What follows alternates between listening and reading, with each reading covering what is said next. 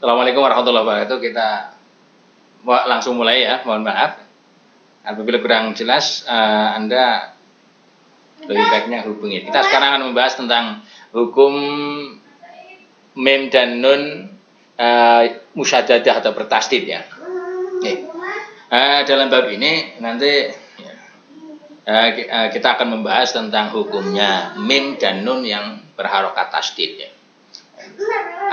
Berkaitan dengan hukum tersebut, kita pertama membahas tentang pengertian nun dan mim yang bertasdid atau sering disebut dengan mim dan nun musyaddadah ya. Nah, terus apa yang disebut dengan mim dan nun musyaddadah? Ini dan yang dimaksud dengan nun dan mim yang musyaddadah atau bertasdid adalah huruf nun atau huruf mim yang dibatasi dengan adanya tanda tasdid ya. Yang tertulis biasanya kalau dalam Quran kita sekarang tertulis tasdidnya tertulis di atas huruf mim atau huruf nun tersebut ya. Ini contohnya nanti kata amma, fa amma biasanya dalam surat duha surat duha kan ada ya fa amma fa amma saila misal dalam surat al-duha, dan juga inna ya kata inna dalam contoh misal inna a'tayna atau al-asr yang innal insana lafi khusrin, itu kan ada tanda tasdid ya. Itu yang disebut dengan nun atau mim yang musyaddadah yang bertasdid ya. Kalau kayak gitu sekarang berkait tema yang kedua adalah asal huruf bertasdid ya. Asal huruf bertasdid ya. Sekarang kalau asal huruf-huruf yang bertasdid ini nanti kalau kita nyinggung tentang kata nun dan mim bertasdid, nanti asal dari huruf bertasdid adalah huruf yang terbentuk dari adanya dua huruf, sehingga ya pada dasarnya setiap huruf-huruf yang ada dalam Al-Quran khususnya jika bertasdid, maka pada dasarnya awalnya dia adalah huruf yang dua huruf yang sama, maupun digabungkan kemudian ditulis dengan tasdid ya, yang dalam istilah sintaksis atau nahwu ini sering disebut dengan mudhongaf ya, mudhongaf. Ini huruf yang tikel atau ganda ya, ini. Oke. Terus ya. Yang pertama ya, jadi huruf adalah huruf yang terbentuk dari dua huruf yang menyatukan. Huruf yang pertama berharokat sukun, terus huruf yang kedua berharokat mati. Kemudian huruf yang pertama yang mati atau yang sukun dimasukkan ke huruf yang kedua, kemudian ditandai dengan adanya huruf tasdid ini. Ya. Nah, sehingga seolah-olah terlihatnya dalam tulisan adalah satu huruf yang bertasdid. Nah, terus kemudian berkaitan dengan sebelumnya, berkaitan dengan huruf musyaddadah ini, khususnya pada mim dan nun, ini kemudian tajwid memberikan hukum atau memberikan pengertian bahwa setiap nun atau mim yang bertasdid ini harus dibaca dengung atau hunah. Nah, hunah. Pertama sekarang masuk ke pengertian hunahnya apa? Pengertian hunah ketika kita membahas nun bertasdid dan atau nun ya, atau ketika membahas nun mati dan sukun, kita sedikit sudah membahas tentang pengertian hunah. Tapi ya kita tidak ada jeleknya ketika kita mengulang sekarang. Pengertian hunah secara bahasa ini adalah dengung ya, mendengung. Ya, mendengung. Dalam dengungnya apa? Ini menurut pendapat sebagian ahli bacaan, ini bunyi dengung itu seperti suara kijang ketika kehilangan anaknya, ya. Gerem lah secara bahasa kita ya. Atau Anda ketika bergeremeng ya. Ini sebagaimana yang disampaikan oleh Muhammad Al-Maki, An-Nasru Al-Jaziri. Ini mengatakan bahwa dengung pada dasarnya ini seperti suara kijang yang ketika kehilangan anaknya, dia mencari-cari. Ya, serta tidak ada upaya ya, jadi dengung itu tidak ada upaya atau tidak ada rekayasa yang dibuat oleh lesan pengucapnya ini. Ini secara bahasa. Secara istilah yang namanya hunah Ini adalah suara yang memiliki dengung yang keluar dari rongga hidung bersamaan dengan suara membunyikan nun dan mim yang bertasdid. Ya. Oleh sebab itu fa'am man a'ta wattaqa, ya, misal innal wal asri ya dengung itu. Ya, ini yang disebut hunah. Oleh sebab itu kalau jika pengertian hunah salah istilah kayak gitu, maka kalau kita masuk ke bacaan atau masuk ke pembahasan nun mati dan nun dan mim yang bertasdid, maka ya, kedua nun dan mim yang bertasdid disebut sebagai huruf hunah selama keduanya bertasdid. Sehingga kapan saja kita menemukan nun atau mim yang bertasdid, dimanapun dan kapanpun kita harus membunyikan dengan adanya dengung. Nah sekarang dengungnya atau mendengungnya kita ketika membunyikan nun atau mim bertasdid ini seberapa? Sekarang ukuran hunah ya. Bacaan hunah yang ditimbulkan oleh nun mati bacaan hunah yang ditimbulkan oleh nun atau mim yang bertasdid, ini ukurannya ukurannya sekitar 2 harokat. Ada yang mengatakan sampai 3, tapi umumnya dengungnya 2 harokat. Ini jika 1 harokat adalah 1 ketukan, ya, misal maka saya ulangi, jika 1 harokat adalah 1 ketukan, maka 2 harokat 2 ketukan. Lah kalau kita ukurannya dengan jam, kalau 1 harokat ini 1 detik jam, ya berarti 2 harokat 2 detikan ya. Oleh sebab itu wal asri innal insana lafi khusrin illa inna a'tainakal kautsar, misal inna syani'ak, ya, summa latus'alunna yauma idzin 'anin na'im, misal ya. Pokoknya sekali lagi hunahnya nun dan mim yang bertasdid panjangnya ini sekitar 2 harokat, sama seperti matobingi lah panjangnya. Nah, ya, tanpa terlalu lunak ya, dan tanpa lebay ya. Maksudnya apa ya? Ya tidak boleh wal asri innal, tidak boleh. Wal asri innal insana lafi husrin illa, ya. Fa'amma man a'ta wattaqa. Misal surah Al-Hakum ya.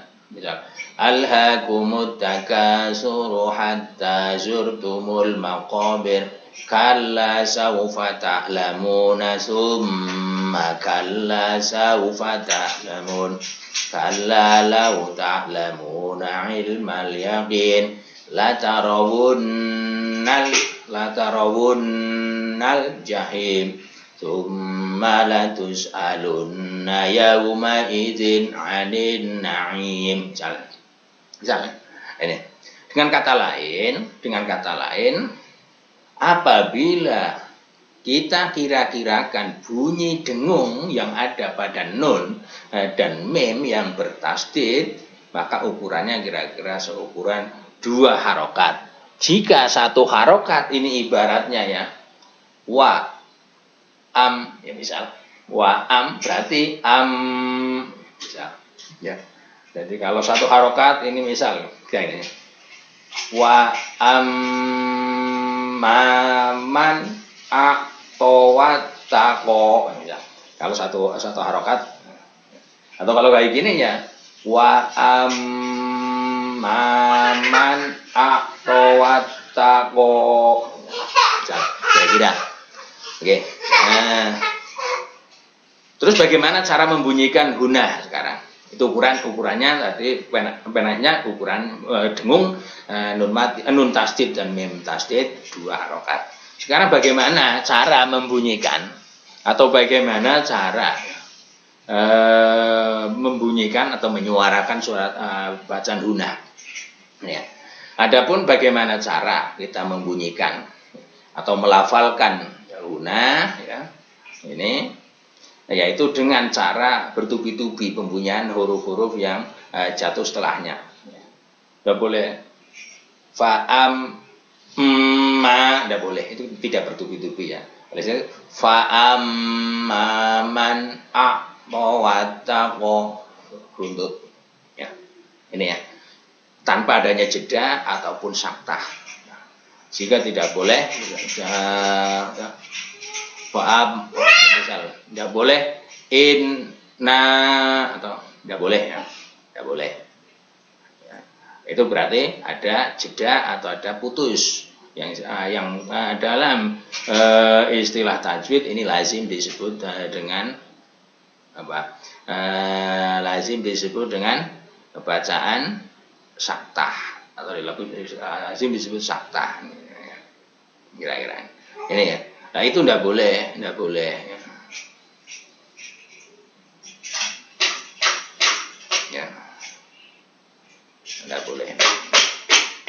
Ya. Ya. Kemudian ya nanti. Ya.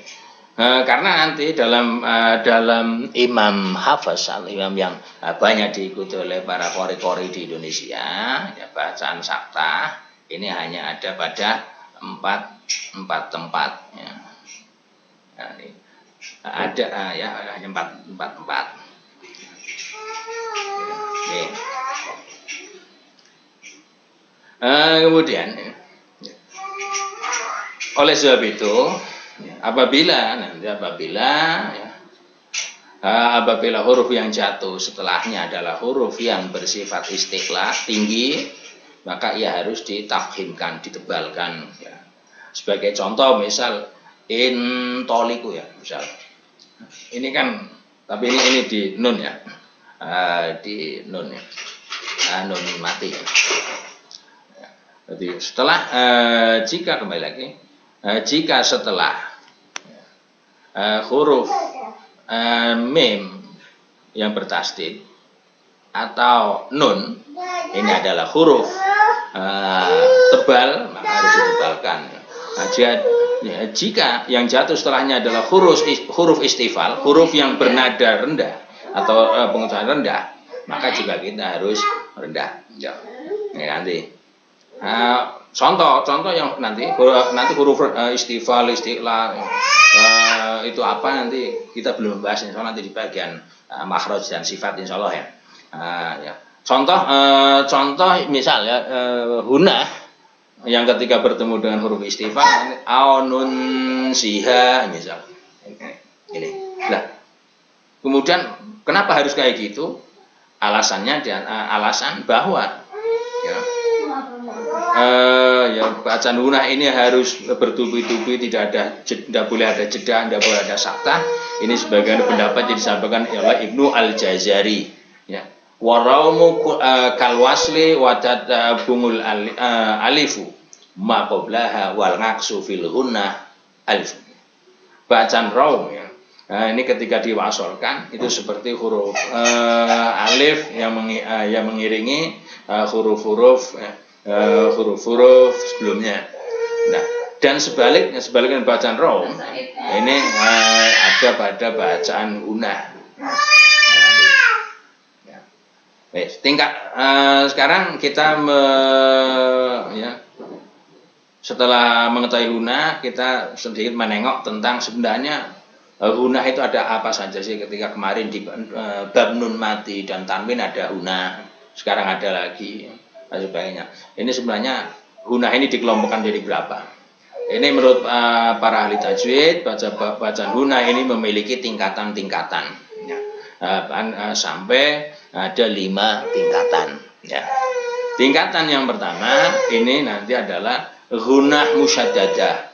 Hunah musyaddadah ini maksudnya bacaan gunah atau bacaan dengung yang terdapat pada mim atau nun yang bertasydid, yaitu bacaan gunah musyaddad ya gunahnya di bab kita ini mim mati dan tanwin ini ya. Yang kedua ini gunah mudghim. Gunah mudghim maksudnya adalah bacaan dengung gunah karena memasukkan suatu huruf yang mati ke huruf yang berikutnya ya nanti ya.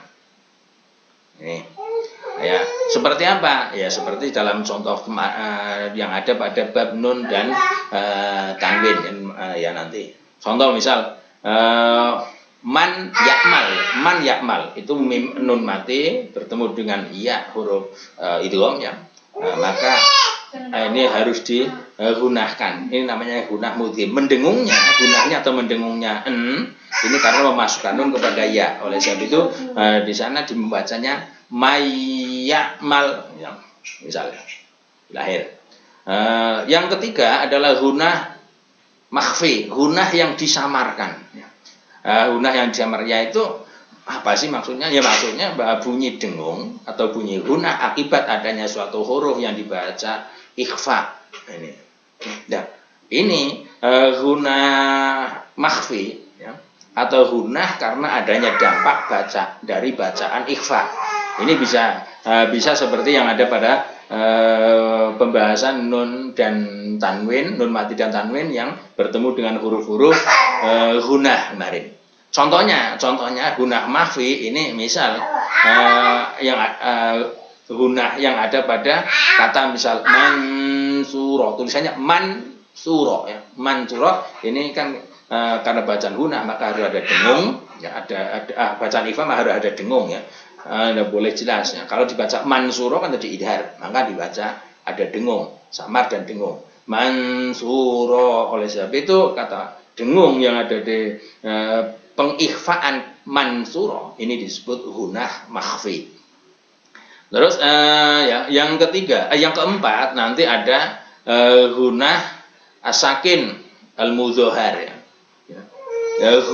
Gunahnya huruf yang mati yang jelas ya. Matinya jelas ya dan harus diidharkan ya. Gunah pada huruf yang mati yang harus diidharkan ya, contoh nanti ya. Atau maksudnya apa? Maksudnya ya nanti bunyi dengung yang ditimbulkan oleh adanya huruf mati yang huruf mati itu harus dibaca jelas. Seperti contoh misal kata watan hituna. Watan ini kan ada ya. Watan hituna. Watan hituna. Ya, ada sedikit ya. Yang kelima adalah gunah mutaharik. Gunah mutaharik.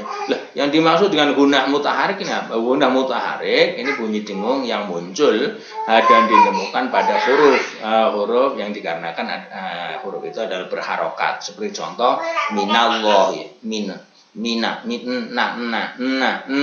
Kenapa? Karena nun ini termasuk huruf-huruf haisyun. Ini baik. Selanjutnya kita masuk ke contoh. Ya, contoh yang berkaitan dengan hukum nun dan mim musyaddadah yang bertasydid.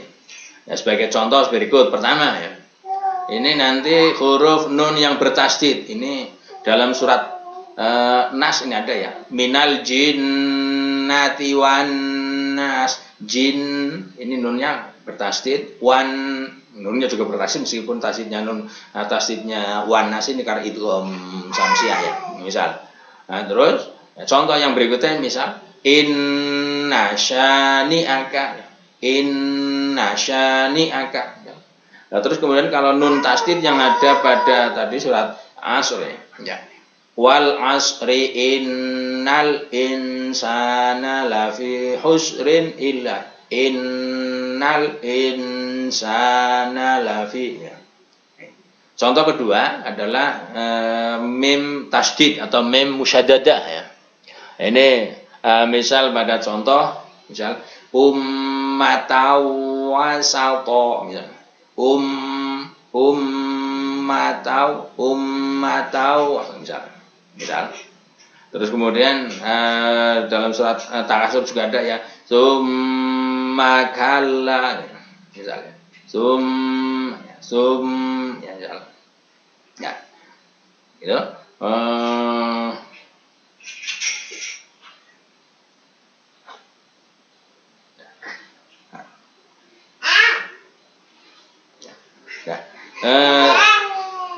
Adapun dalil yang menguatkan tentang adanya nun dan mim yang bertasdid ini harus dibaca ghunah atau mendengung. Kita ambil dalil dari kitab Tuhfatul Atfal karya Sulaiman bin Muhammad Al-Jamzuri. Beliau dalam kitab Tuhfatul Atfal menyatakan wa ghunna miman summa nunan sudida wa summa kulan harfa ghunnatin bada. Dan didengungkannya mimnya kata summa, nunan dan juga nun sudida yang keduanya berharokat tasdid, wa summa kala ya. Dan wasuma kulan ya, wasuma kulan dan keduanya ini disebut harfa gunatin, huruf gunah bada jelas. Maksudnya apa? Ketika ada mim bertasdid dan nun bertasdid, maka ya, tasdidnya mim atau nun kita harus gunakan. Selanjutnya mim dan nun ini disebut huruf gunah. Sangat dalam Hidayatus Sibyan fil Tajwid ya, wa hunnatun qad aujabuha abada fil mimi wan nuni idza masyudida. Dan wa hunnatun qad aujabuha abada, wa hunnatun dan bacaan hunnah ini wajib selamanya fil mimi wan nuni idza masyudida. Ketika ada mim dan nun yang bertasdid. Jika melihat Hidayatus Sibyan ini, maka hunnahnya mim dan nun yang bertasdid ini disebut gunah wajib ya. Ini ya. Sementara kira-kira itu berkaitan dengan hukum mim dan nun yang bertasdid. Jika ada pertanyaan silakan untuk diajukan pertanyaan atau kita diskusi, silakan. Saya tunggu. Enggak. Gimana? Halo?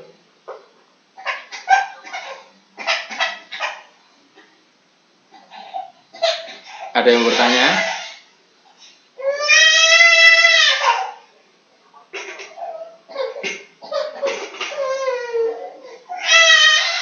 Kira-kira kayak gitu, mudah-mudahan ada manfaatnya. Mohon maaf, wabillahi taufiq wal hidayah. Wassalamualaikum warahmatullahi wabarakatuh.